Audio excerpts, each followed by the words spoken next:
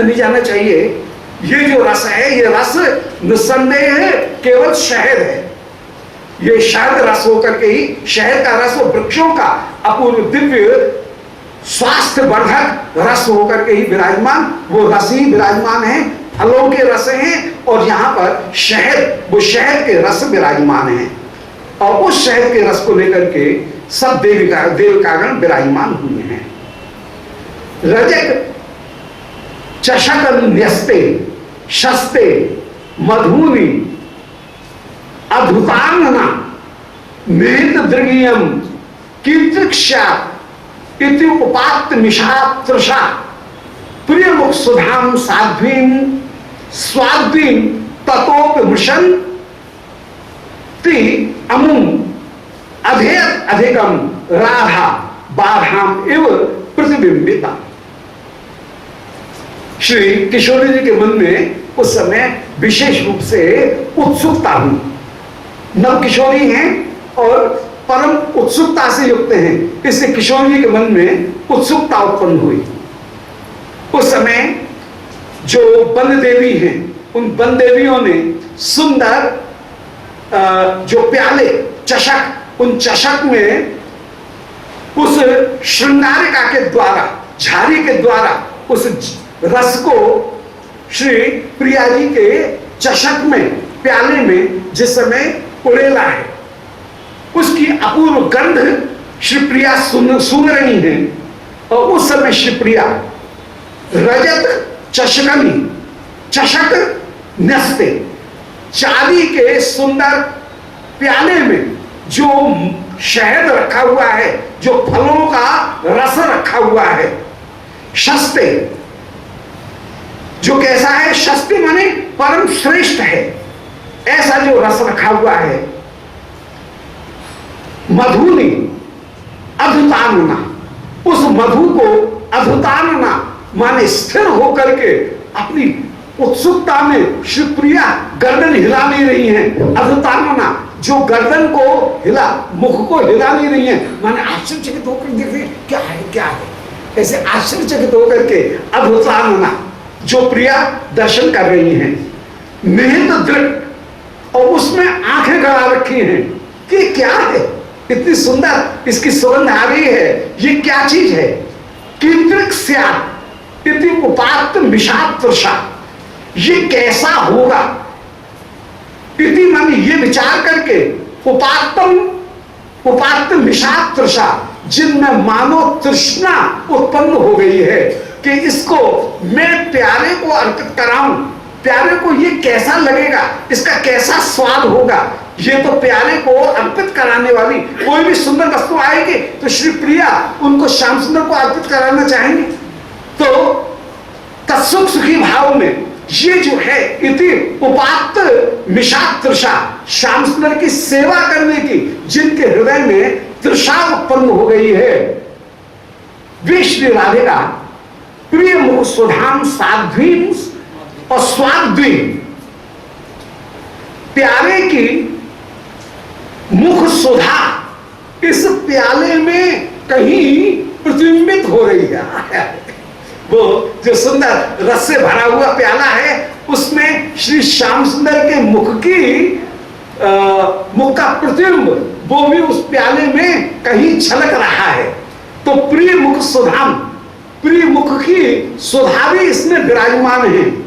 और यदि प्रिय इसका पान कर ले तो प्यारे के अधर रस से संपृक्त, फेलालव संपृक्त, श्रीमद महाप्रभु ने एक शब्द का प्रयोग किया चैतन्य चरितामृत में, फेलालव संपृक्त। श्रीमद महाप्रभु का अधरामृत, श्री कृष्ण का जो अधरामृत है फेलालव, उससे संपृक्त होकर के यह रस कितना मधुर बना होगा, ऐसा विचार करते हुए इत प्रिय मुख सुधाम, प्यारे के मुख की सुधा भी इसमें विराजमान है, जो कैसी है, साध्वीं, जो परम प्रशस्त होकर के विराजमान और जो निंदनीय नहीं है, शास्त्र के द्वारा निषिद्ध नहीं है।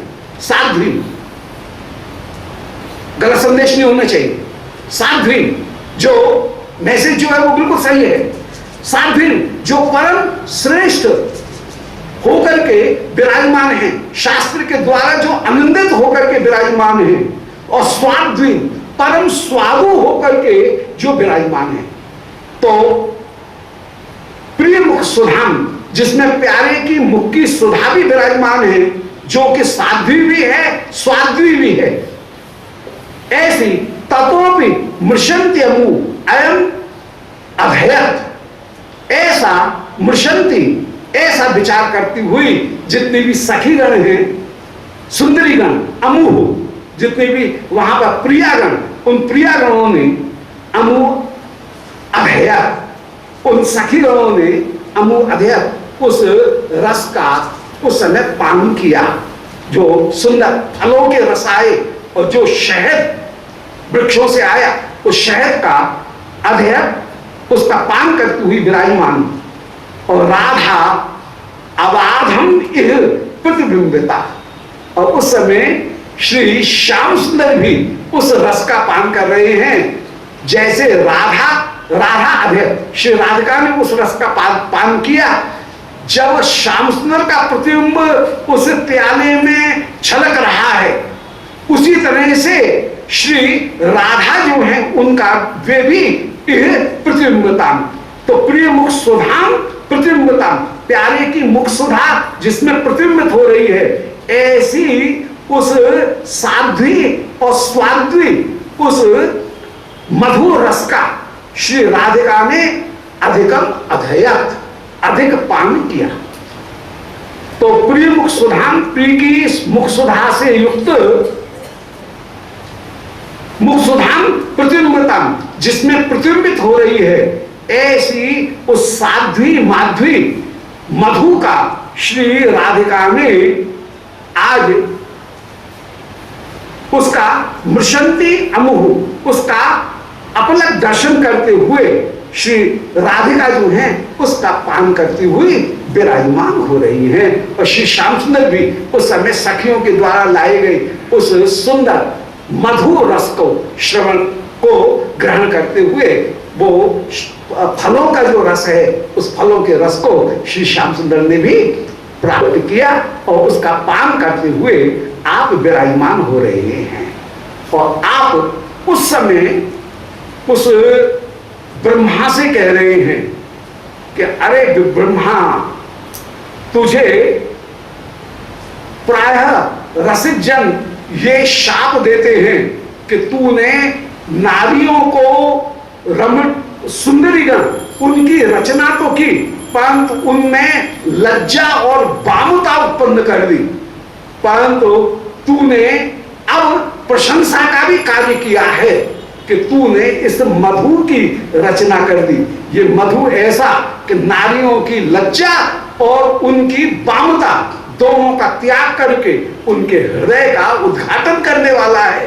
तो श्री प्रिया जी के हृदय का उद्घाटन कराने के लिए अरे विधाता, तूने जो मधु की रचना की, इस मधु के द्वारा प्रिया के हृदय का आज वास्तविक भाव जो लज्जा से सर्वदा नेति नेति शब्दों से ही ढका हुआ था, वे नेति नेति शब्द यहाँ पर इस मधु के उन्माद में, मधु के मद में वे दूर हो जाएंगे और श्री प्रिया का हृदय का वास्तविक जो स्वरूप है, वो वास्तविक स्वरूप मद मत्तता में उनके हृदय का वास्तविक स्वरूप सामने प्रकट हो जाएगा। ऐसी विधाता को श्री श्याम सुंदर आशीर्वाद प्रदान करते हुए आगे विराजमान होंगे। बोलो वृंदावन बिहारी लाल की, गोविंद जय जय गोपाल जय, श्री गोविंद जय जय गोपाल जय जय, राधा रमण हरि गोविंद जय, श्री राधा रमण हरि गोविंद जय। बोलो वृंदावन बिहारी लाल की जय।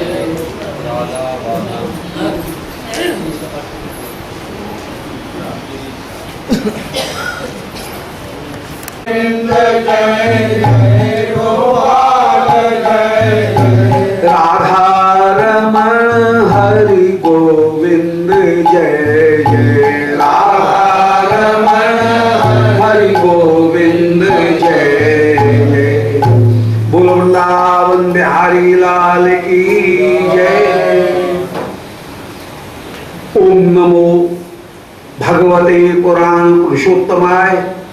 ओम जयति पराशर सूनु सत्यवती हृदय नंदनो व्यासो यस्यास्य कमलगल्तम वाग्मयमृतम जगत्पेवती विश्वसर्ग विसर्गादि नवलक्षण लक्षितम श्रीकृष्णाक्षम परम धाम जगद्धाम पन्नमामि तत्। हृदयस्य प्रेरणया प्रवर्तितोऽहं वराहरूपोऽपि तस्य हरे पदकमलं वन्दे श्री चैतन्यदेवस्य। वन्देऽहं श्रीगुरोः श्रीयुतपदकमलं श्रीगुरून् वैष्णवांश्च श्रीरूपं साग्रजातं सहगण रघुनाथान्वितं तं सजीवं साद्वैतं सावधूतं परिजन सहितं श्रीकृष्ण चैतन्यदेवं श्रीराधा कृष्णपादान् सहगण ललिता श्री विशाखान्वितांश्च आजानुलंबित भुजौ कनकावदातौ संकीर्तनैकपितरौ कमलायताक्षौ विश्वंभरौ द्विजवरौ युगधर्मपालौ वंदे जगत्प्रियकरौ करुणावतारौ नारायणं नमस्कृत्य नरं चैव नरोत्तमं देवीं सरस्वतीं व्यासं ततो जयन्तीरये। श्री राधा प्राणबंधो चरण कमलयोर केश शेषाद्यगम्या या साध्या प्रेम सेवा वृज चरित परई गाढ़ लौल्यैक लभ्या सास्या प्राप्तायां ताम पृथ्यतु मधुना मानसी मत्स्य सेवां भाव्यां रागाध्वपान्थै ब्रजमन चलितं नैतिकं तस्य नौमि। हे श्री सनातन प्रभु करुणाम्बुराशे हे रूप दुर्गत जनैक दयावलोक हे भट्टी युग्म सुमते रघुनाथ दासो श्री जीव में कुरुतमंद मते दयांद्रा तुलसी काननम यत्र यत्र पद्म बनानि च पुराण पठनम यत्रो तत्र सन्निहितो हरि। बोलो वृंदावन बिहारी लाल की जय। परम मंगल श्रीमद कृष्ण भावनामृत मध्यान्ह लीला के अंतर्गत श्री युगल सरकार जिस समय श्री वृंदावन के वसंत कांत नामक प्रदेश में पधारे हैं, वहां पर वन देवियों ने वृक्षों से प्रकट होने वाले सुंदर मधु, उस मधु को सुंदर झाड़ी में भर करके जो कलश हैं मद कलश, उन मद कलश में भर करके सुंदर जहां पर स्वर्ण के चांदी के चषक विराजमान हैं, प्याले यहां पर रखे हुए हैं, उन प्यालों में उन शहद के रस को प्रस्तुत करके फलों ने जो रस टपकाए हैं उन रसों को प्रस्तुत करके रसों को उन प्यालों में रख करके श्री प्रियालाल इनके सामने प्रस्तुत किया। तो 22वें श्लोक में ये पूर्व प्रसंग में कह आए थे कि आनंद ने मधु ने बना अधिपा, वन की अधिपा श्री वृंदा देवी उस समय मधु पान करने के लिए शरबत श्री युगल सरकार के लिए ले आई हैं। अब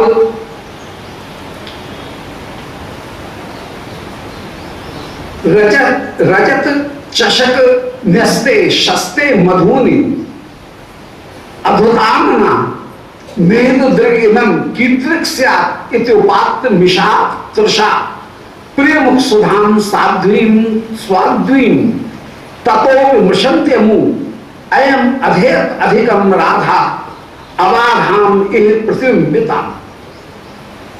श्री प्रिया जी उनके सामने जिस समय प्रियालाल दोनों गलगलियां देकर के विराजमान हैं और उस समय जिस समय श्री वृंदा जी ने वो सुंदर प्याला गिलास उनको प्रस्तुत किया है, उस चांदी के प्याले में रखे हुए उस मधु में श्री श्याम सुंदर की भी परछाई पड़ रही है,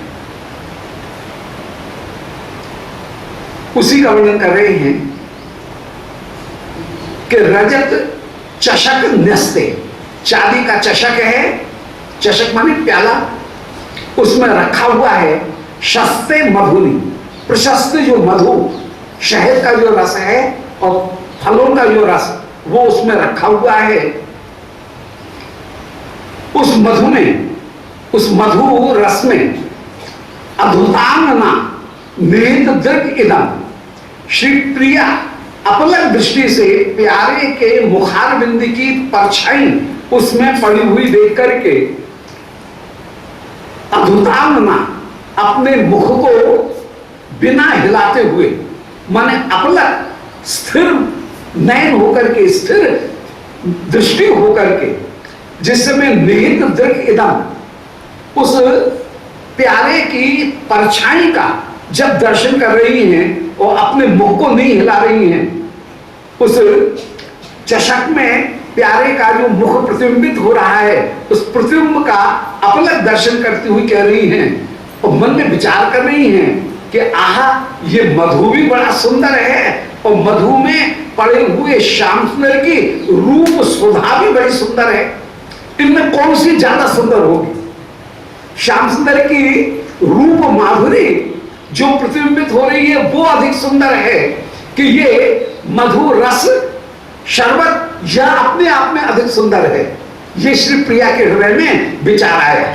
तो निहित दृग इदम, उस पलक में, उस चषक में, उस प्याले में छलकते हुए प्यारे के बिंब को दर्शन करते हुए उसे अपलक देखती हुई श्री प्रिया विराजमान हैं और विचार कर रही हैं कि कीदृक् स्यात् इति उपात्त मिषा तृषा, ये रूप माधुरी ज्यादा सुंदर है कि यह शरबत ज्यादा मीठा है। तो कीदृक् स्यात्, ये शरबत कैसा होगा? इति उपात्त मिषा, ऐसे मन में इच्छा धारण करके, तृषा धारण करके श्री प्रिया उस समय विचार कर रही हैं और तुलना करना चाह रही हैं कि प्यारे की रूप माधुरी ज्यादा मादक है, ज्यादा सुखदायी है कि यह शरबत अधिक सुखदायी होकर के विराजमान है। प्रिय मुख सुधाम, उस समय श्री प्रिया मन में विचार करती हैं कि मुझे तो ये लगता है कि प्यारे की मुख सुधा ही अवश्य अवश्य अधिक सुंदर होगी। तो प्रिय मुख सुधाम, प्रिय की मुख सुधा कैसी है? जो उस प्याले में अपूर्ण रूप से छलक रही है, वो साध्वी और स्वाध्वी। ये प्यारे की मुख सुधा साध्वी भी है और स्वाध्वी भी है, मीठी भी है, दोनों ही।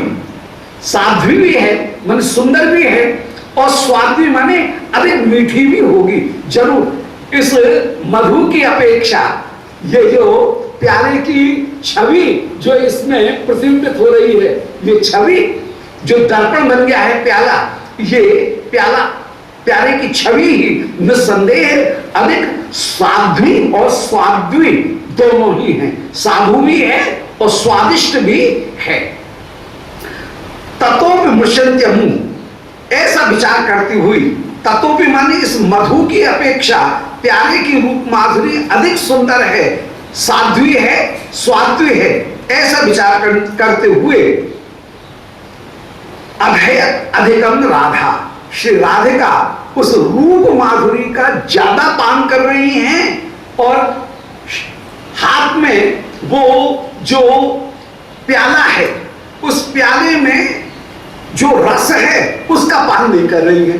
श्री किशोरी जो प्याले में प्याले का जो मुख प्रतिबिंब छलक रहा है उसका ही अधिक पान करती हुई विराजमान हो रही हैं। तो अधिक अधिकम राधा अबाधाम एवं प्रतिबिंबताम, क्योंकि प्यारे की रूप छवि वह अबाधा होकर के बिना बाधा के उस चषक में प्रतिबिंबित होती हुई विराजमान हो रही है। तो उस रूप माधुरी का ही ज्यादा प्यार पान करती हुई विराजमान हो रही है। क्या सुंदर। सामने इतनी सुंदर वस्तु रखी हुई है, श्री वृंदा जी ने अभी सुंदर फलों के रस ला करके श्री किशोरी जी के सामने दिए हैं, परंतु आप उस शरबत का पान नहीं कर रही हैं, उस रस का पान नहीं कर रही हैं। उस चषक में प्यारे के जो रूप माधुरी छलक रही है, उस मद कलश से, मधु कलश से जो अपूर्व रस माधुरी छलक रही है, उस छलकती हुई रूप माधुरी का ही श्री किशोरी जो अपलक दृष्टि से बिना गर्दन हिलाए हुए एकदम स्थिर होकर के अद्भुतानना, धुत माने हिलाते हुए, आनंद माने मुख को जहां पर नहीं हिलाया गया है, ऐसे अपलक उसको देखते हुए उस रस का ही अतिशय पान करती हुई श्री स्वामी विराजमान हो रही हैं। बड़ा सुंदर ये कृष्ण की रूप माधुरी कितनी सुंदर है, इस रूप माधुरी का वर्णन किया। दोबारा थोड़ा कठिन श्लोक है, इसलिए दोबारा एक बार और देख लें कि रजत चषका न्यस्ते, सुंदर चांदी का जो प्याला है उसमें जो रस रखा हुआ है, शस्ते माने वो बड़ा प्रशस्त है, मधुनी वो सुंदर मधु फलों का जो रस, शहद का जो रस है वो शहद उसमें भरा हुआ है। ऐसे मधु को, मधु के ऊपर अद्भुतानना स्थिर मुख रख करके नेत्र दृग्यम, श्री प्रिया वहां पर नेत्र गड़ा करके देख रही हैं, अपलक उस प्याले में छलकते हुए प्रतिबिंब का, प्याले के प्रतिबिंब का वे दर्शन करती हुई विराजमान हैं और विचार कर रही हैं कि कीदृक् स्यात्, ये रस कैसा होगा, ये रस ज्यादा सुंदर है कि प्याले का रूप माधुर्य ज्यादा सुंदर है। इति उपात्त मिषादृशा, तो प्याले के रूप प्राप्त, रूप का दर्शन करने के लिए उपात्त मिषादृशा, जिनको उस प्याले के बहाने प्याले की रूप माधुरी दर्शन दिख रही है, ऐसी उस रूप माधुरी का पान करने की तृषा से, मिषाद तृषा, प्याले के माध्यम से, प्रतिबिंब के माध्यम से प्याले की जो रूप माधुरी दिख रही है उसका अपलक पान करते हुए प्रिय मुख सुधाम साध्वी स्वाध्वी, वे ये निर्णय करती हैं कि प्यारे की मुखसुधा ही जरूर इस मधु की अपेक्षा अधिक साधु होगी, अधिक स्वाध्वी होगी।